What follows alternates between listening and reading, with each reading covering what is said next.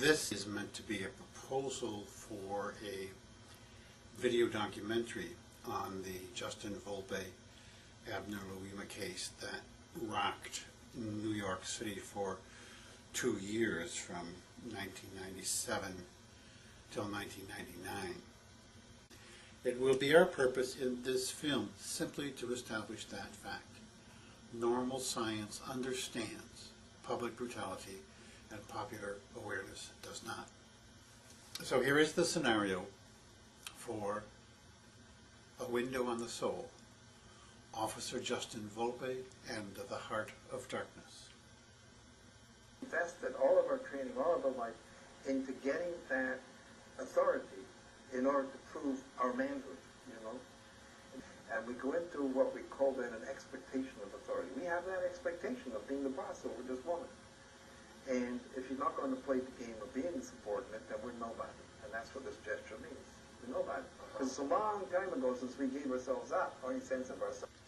And that sense of being nobody, of having one's existence actually canceled, is the heart of darkness that Joseph Conrad wrote about at the beginning of the 20th century. Usually when I call names, it makes me feel superior. That's it. That's it. You got it. So this whole board is about making Jeff superior in this thing and making his partner inferior, right? Okay. Any questions about that?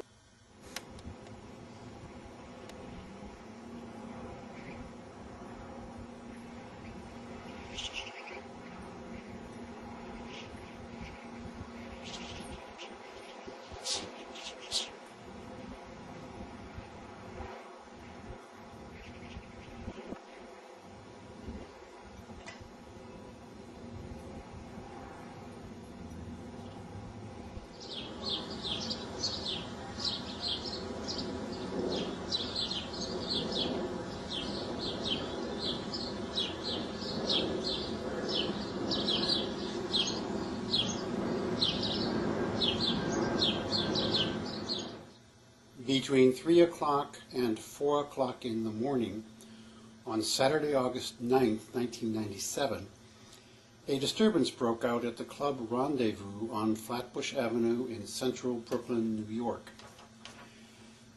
The events that followed so shocked New York City that they received worldwide attention and became a major news story for over 2 years, from the time they occurred in August 1997 until the sentencing in December 1999 of former New York police officer Justin Volpe to 30 years in federal prison for sexual assault. If, on the one hand, the events are horrific, they are, on the other hand, a unique opportunity to learn about the nature of brutality in general, torture in general, and blind violence in general. The more we know about these occurrences, the better position we will be in to put an end to them throughout the world. The act performed by Officer Volpe in the 70th Precinct Station House in August of 1997 is no different in its essential nature from acts performed across the world in places such as Baghdad and Fallujah, Rwanda and Darfur, Northern Ireland and Israel. Reduced to their bare essence, in every case, you simply have men brutalizing men.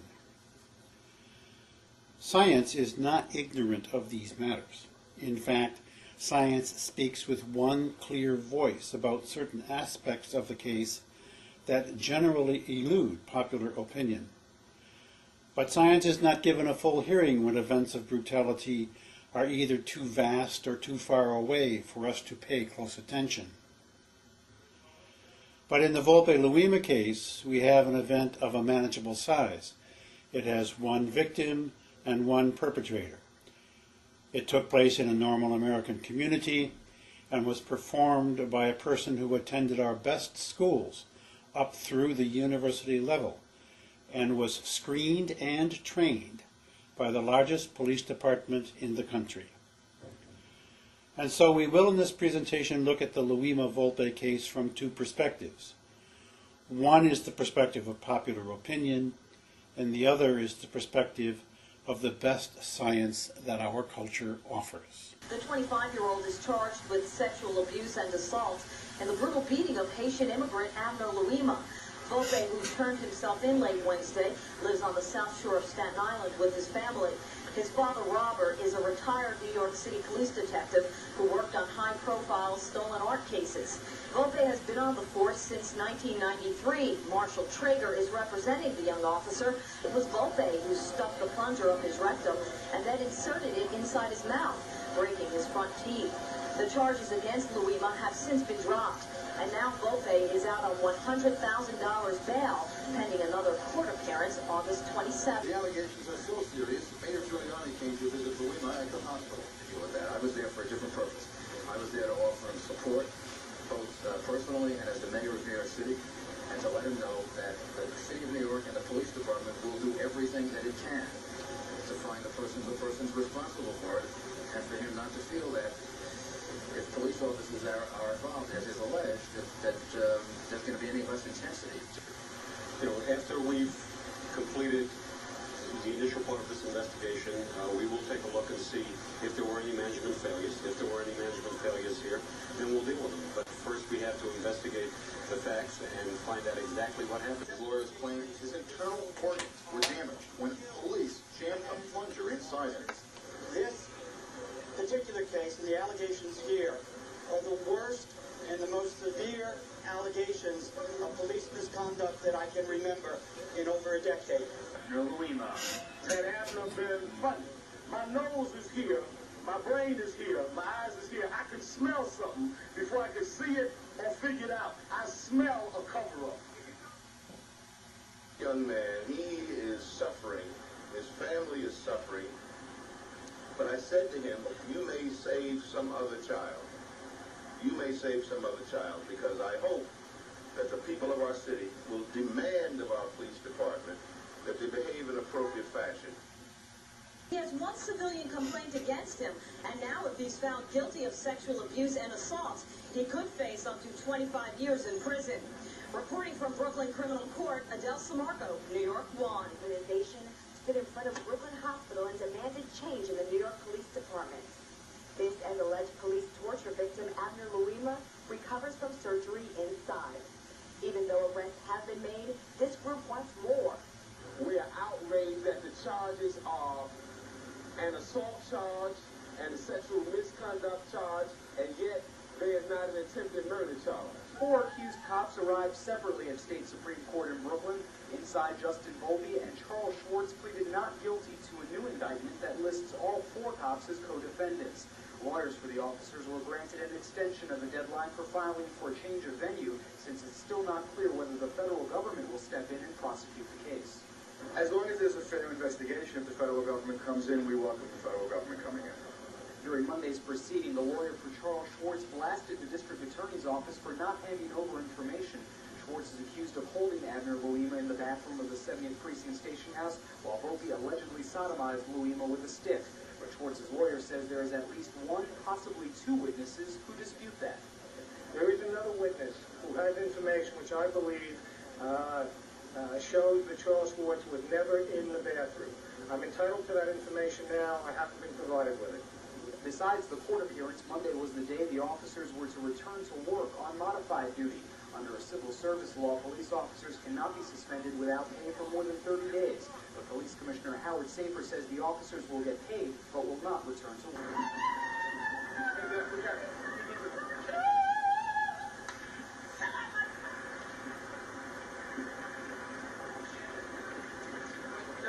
Watch yourself, man. Are you doing this morning?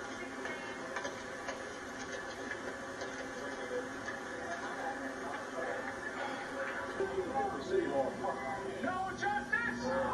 No justice! It was organized by a group calling itself the October 22nd Coalition to Stop Police Brutality. Abner Louima features prominently. We started this movement before the Abner Louima case broke. We unfortunately felt that things like this would happen. Unfortunate because what happened to Abner Louima was very terrible. It one level, as perverse and brutal as it is, it's just the tip of the iceberg. Organizers promote this as a nationwide. With our sisters and brothers in spirit, throughout this country, we stand up tall and we say today, it will and it must stop. For Luima, the next step, as attorneys say, will be to testify in the coming weeks in front of a federal grand jury. In Manhattan, Adam Rustin, New York 1.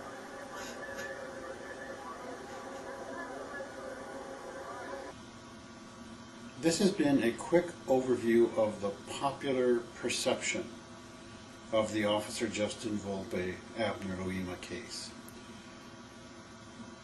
That perception of these events is neatly summarized by the comments made by one of Justin Volpe's neighbors in Staten Island just a few days after the news of the incident broke. I know that the family and him all their lives. I met the father 28 years ago when we moved on this block. I know Justin since he was born. I'm shocked. You just don't figure. He's not that type of a kid. He's courteous, he's kind, he's generous, he's got everything going for him. I don't understand the reading everything I read in the papers and watched on the news. So, shock, confusion, and disbelief are the characteristic responses of popular consciousness to public brutality. The events are simply overwhelming. There is too much information for popular awareness to absorb. And this is basically because popular consciousness has typically a very low level of introspective insight. Conventional culture does not encourage us to know ourselves at any deep level. As a matter of fact, conventional culture rather does not permit us to have a very deep understanding of what is going on inside us. But normal social science has been looking at this situation for, well, about 100 years, since the time of Freud. And so this body of knowledge actually understands quite well both the source and the remedy for this kind of behavior. The source is an essentially artificial personality structure superimposed on the authentic self by childhood learning experiences.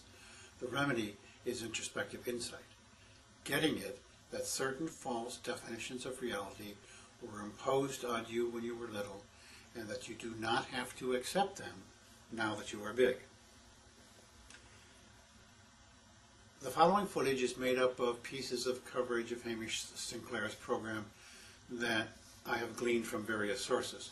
For the finished film, we will obviously need to re-interview Mr. Sinclair and allow him to describe and demonstrate all the key elements of his program. Well, it's our belief, Barry, that the violence that men do to their intimate partners, and also street violence and violence in general, is basically a decision. Every time you're violent, you make the decision to be violent. And that escapes most of us because it's part of our litany of behaviors to be violent in conflict situations. So we don't think we make that decision. You ask men who come into the program, do you agree that you're violent? They say, no, I'm not a violent man, I just hit her. So we got to demystify that spontaneous, the notion that violence is somehow spontaneous, just happens, right?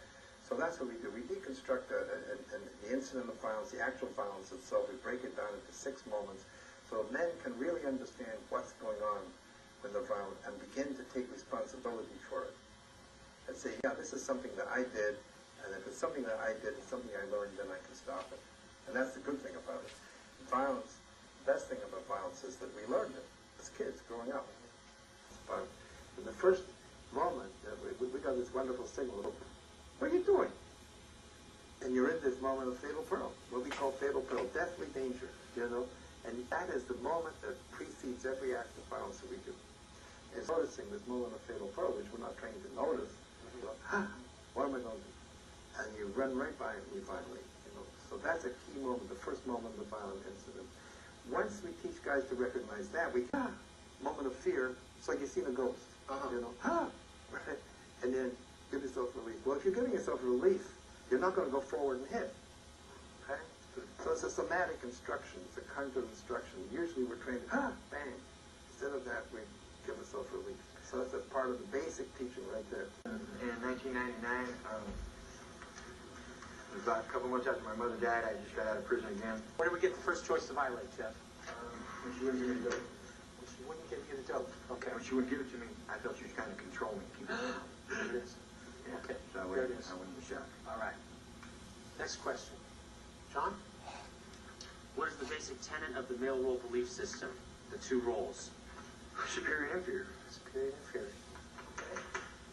Just to back up a second, what is the male role belief system? The male role belief system is a set of ideas or teachings that I grew up believing is my roles I need to play to be a male. So what about the male role belief system in this particular story? I felt at times she had me feeling inferior, and I jumped out in my superior role. That's when I snatched her by her throat. Got it. And now you want to... In your disclosure, Jeff, I heard you state when you asked her for the dope, she didn't give it to you. And you said that you began to do something. What was that you began to do? Oh. Is that right? So, Antagonized, right? antagonize her, right? Calling her names. Right. I have a question for Jeff too. Is when you call somebody a name, does it make it easier for you to do your violence? You call somebody other than their name? Yeah. Do you know why? Don't know why. Now you tell For me. me, when I do my violence, I take, instead of calling them by their name, I call them something other than a name. At that point, I stop thinking in my head, they're no longer a person, so they're no longer equal. They're a thing now. Usually when I call names, it makes me feel superior. That's it. That's it. Got it. So this whole board is about making Jeff superior in this thing and making his partner inferior, right? Okay. Any questions about that? Now, what is true of the man-woman relationship in domestic violence is also true of the cop-citizen relationship in incidents of police brutality. Invested all of our training, all of our life into getting that authority in order to prove our manhood, you know. And we go into what we call then an expectation of authority. We have that expectation of being the boss over this woman. And if you're not going to play the game of being subordinate, then we're nobody. And that's what this gesture means. We're nobody. Because it's a long time ago since we gave ourselves up, our sense of ourselves. And that sense of being nobody, of having one's existence actually canceled, is the heart of darkness that Joseph Conrad wrote about at the beginning of the 20th century. And we give up all of our feelings, all of our sense of self, in order to assume this image of superiority. And if she doesn't prove it, we got nothing.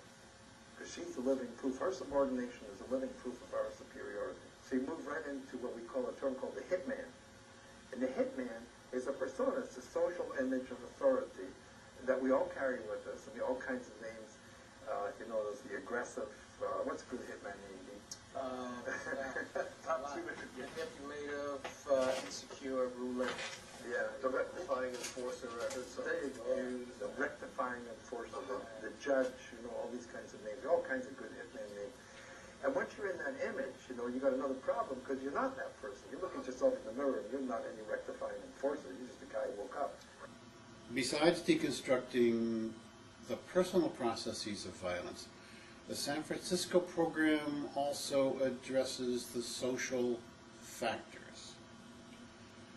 One key element of the social context is group collusion in denial of the destructiveness of violent behavior. And stop asking me to collude with it. I won't laugh when you describe how you beat your partner up and threw her down the stairs and broke all her ribs and gave her 2 black eyes and broke her nose. I'm not going to laugh at that. And there's a sudden silence in the room when the man who's trying to get you to smile and collude with that realizes that it's not on. None of us are going to laugh with him. And he gets it that this is not okay anymore.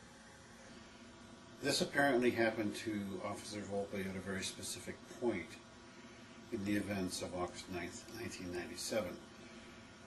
Patrick Antoine reports that when Volpe escorted him to the bathroom, which was just a few minutes after the sodomizing of Abner Louima, and this was also after Volpe had showed the feces-covered stick to at least 2 other police officers. It appears that the showing of the stick to the police officers caused a reaction that Volpe had not expected, and the reaction was the loss of collusion, because when he took Antoine to the bathroom, he commented, "Did you ever feel like you were going crazy?" And then he said to Antoine, "Do you believe in Jesus?" Now, with hindsight, we would say that this was a momentary breakdown of the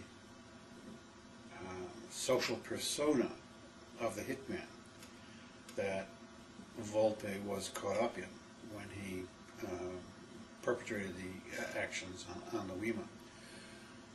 But it was just a momentary breakdown of that persona, and sort of a break-in of what the psychoanalysts would call the authentic personality. And when he realized that he had possibly lost the collusive support of his fellow police officers, he also realized that he was in very great danger, and he went back into a denial state of mind that lasted from that point in time until February 26th, 1999, which was 3 days before the prosecution was scheduled to complete its case in the federal trial. And at that point, the amount of evidence was piling up so clearly that Volpe and his lawyers decided it was to enter a guilty plea, and he pleaded guilty to 6 of the 12 counts in the federal indictment. So the project in its present form is obviously quite incomplete, but hopefully the material presented here will give a very good idea of its potential and of the steps that need to be taken in order to fulfill that potential.